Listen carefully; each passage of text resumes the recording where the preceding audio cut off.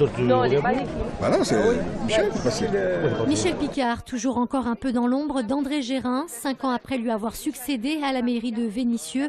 La maire communiste brigue cette année un premier mandat. Une campagne qualifiée déjà d'historique puisque pour la première fois depuis les années 30, c'est une gauche divisée qui se présentera au premier tour. Le PS en a la responsabilité, j'ai envie de dire, de cette division. Quand le PS nous demande de ne pas parler ni de la politique gouvernementale, ni de la métropole, là, ça devient inacceptable. On n'a jamais vu ça.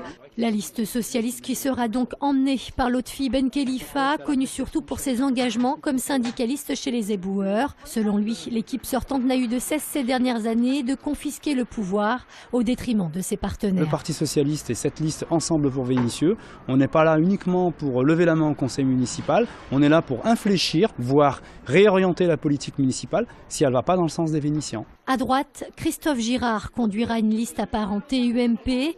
Cet ancien proche de Philippe de Villiers se présente pour la 5e fois à une élection à Vénissieux.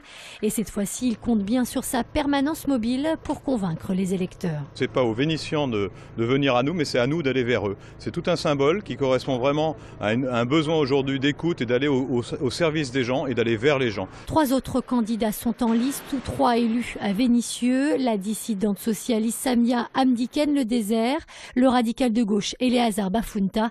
Enfin, Maurice Iacovella conduira lui une liste d'hiver droite.